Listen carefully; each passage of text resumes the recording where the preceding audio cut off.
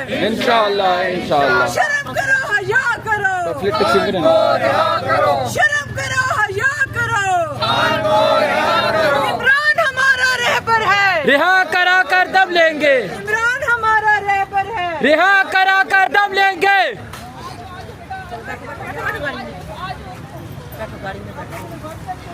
खान साहब, आप सब की वजह से जेल में, ये आप सबको मालूम है।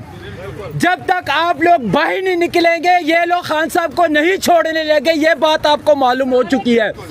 अभी आने वाले दिनों में एक बहुत बड़ी कॉल आने वाली है।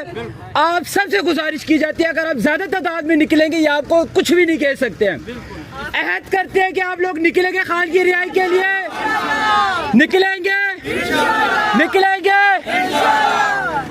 पाकिस्तान, पाकिस्तान, पाकिस्तान, इमरान खान, इमरान खान, इमरान खान।